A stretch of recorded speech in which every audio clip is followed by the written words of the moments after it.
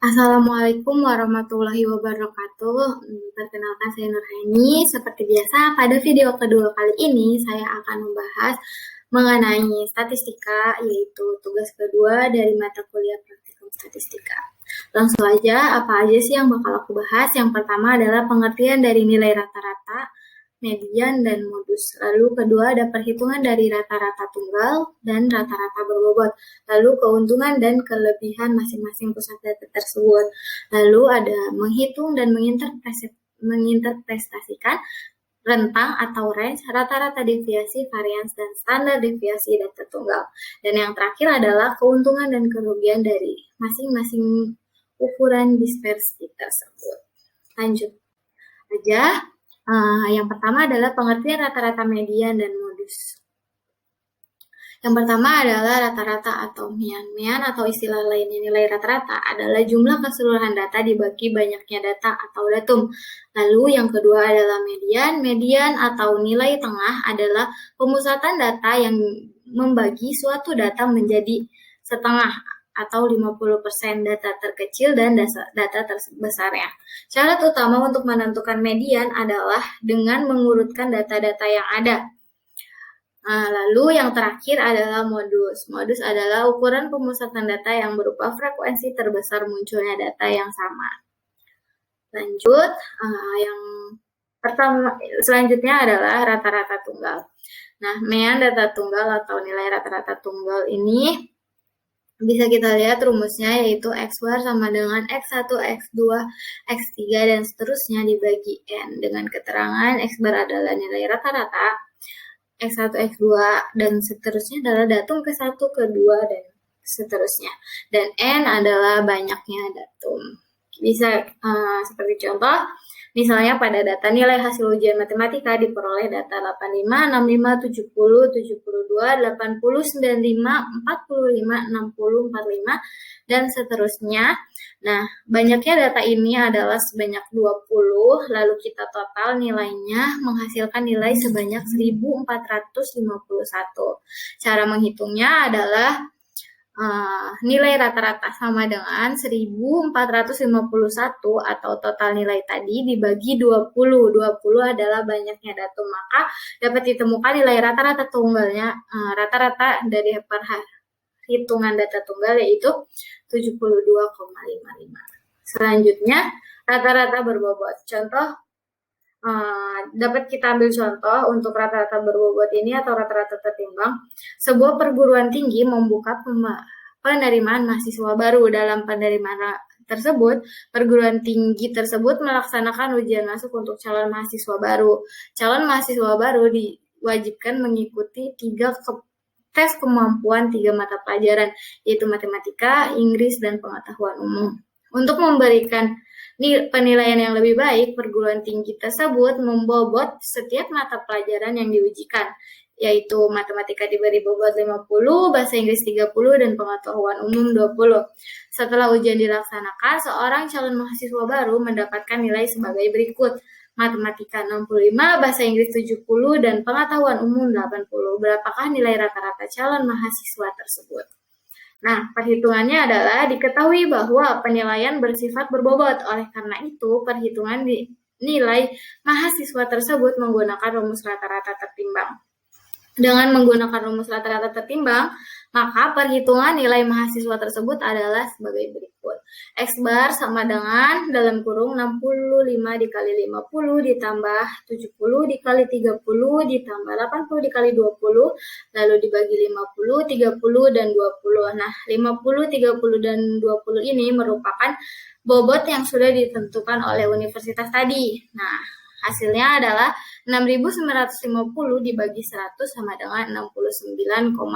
Jadi nilai rata-rata calon mahasiswa baru tersebut adalah 69,5. Selanjutnya ada median data tunggal.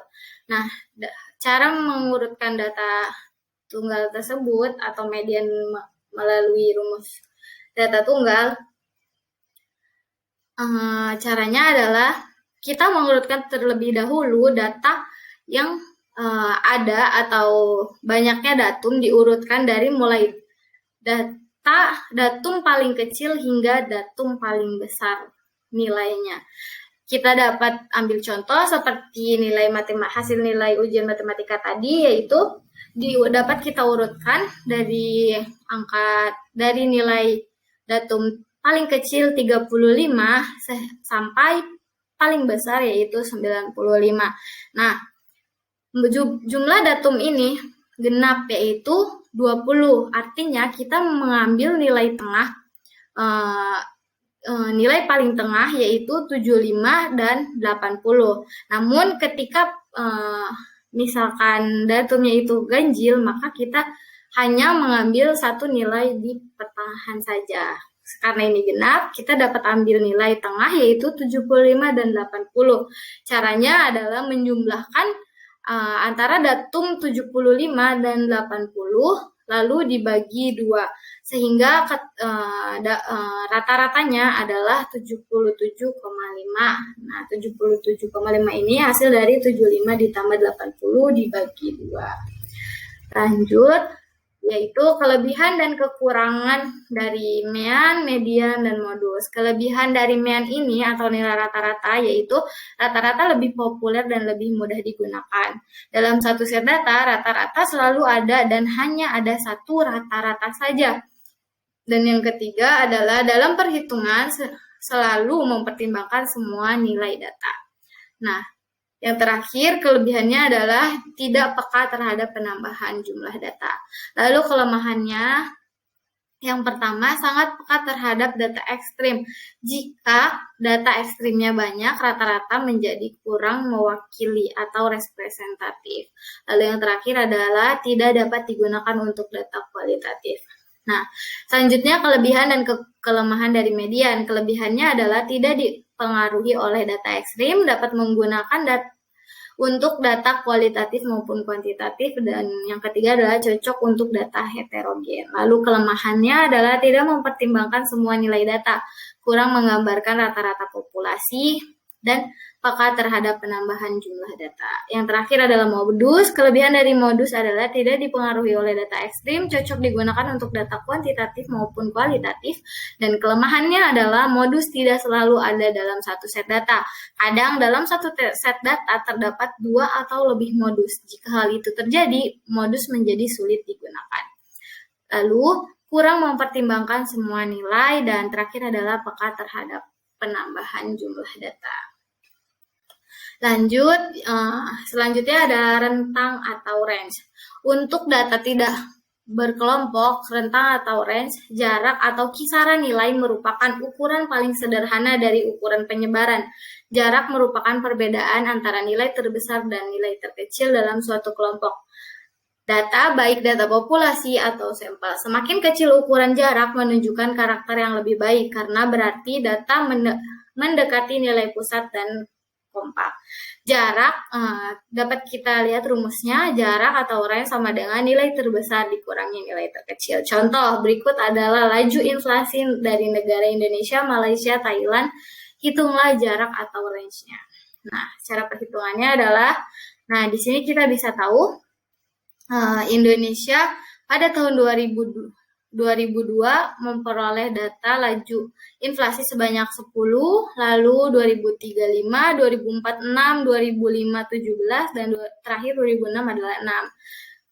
Begitupun Malaysia pada tahun 2002 memiliki jumlah inflasi 2, 3, 2003 2, 2004 3, 2005 6, 2006 3, dan Thailand pada tahun 2002 memiliki inflasi sebanyak 2, 2003 1, 2004 2, 2005 4, dan terakhir 2006 adalah 3. Nah, penyelesaiannya adalah data tertinggi, terendah, lalu jarak. Nah, Indonesia, data tertinggi yaitu Indonesia sama dengan 17, data tertinggi Malaysia adalah 6, dan data tertinggi Thailand adalah 4. Lalu data terendah Indonesia adalah 5, data terendah Malaysia adalah 2, dan data terendah Thailand adalah 1. Lalu jaraknya atau rentan range-nya itu adalah jarak tertinggi, inflasi tertinggi dikurangi terendah, yaitu Indonesia adalah data tertingginya 7 dikurangi 5, data terendahnya sama dengan 12. Jaraknya adalah 12. Begitupun Malaysia, 6 dikurangi 2 sama dengan 4. Data tertingginya 6 dan data terendahnya adalah 2, hasilnya 4. Lalu Thailand, data tertingginya 4 dan data terendahnya adalah 1, hasilnya jaraknya adalah 3. Nah, selanjutnya adalah deviasi rata-rata untuk data tidak berkelompok. Nah, di sini deviasi rata-rata mean deviation atau average deviation adalah rata-rata hitung dari nilai mutlak deviasi antara nilai data pengamatan dengan nilai hitungnya. Rumusnya adalah MD sama dengan EX dikurangi X bar dibagi N, dengan MD adalah deviasi rata-rata, X nilai setiap data pengamatan, X bar adalah nilai rata-rata hitung dari seluruh nilai pengamatan, N adalah jumlah data atau pengamatan dalam sampel atau populasi, I adalah lambang nilai mutlak, lalu ada lambang penjumlahan.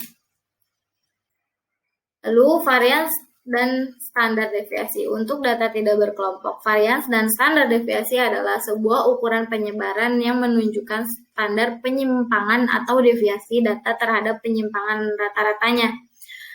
Nah, varians adalah rata-rata hitung deviasi kuadrat setiap data terhadap rata-rata hitungnya. Rumusnya adalah sigma pangkat 2 sama dengan EX dikurangi mu pangkat 2 dibagi N. Ingat bahwa mu sama dengan EX dibagi N.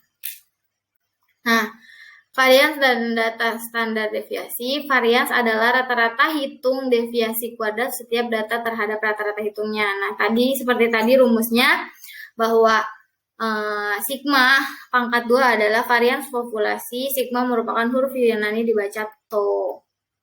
Nah, EX adalah nilai setiap data atau pengamatan dalam populasi. Mu merupakan nilai rata-rata hitung dalam populasi.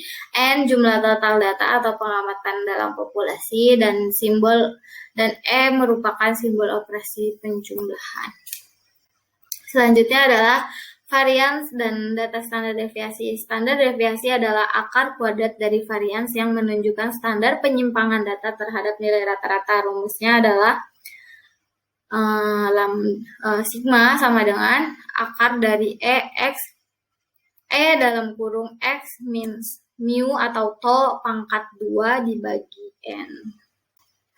Lalu kelebihan dan kekurangan dari masing-masing pusat data tersebut.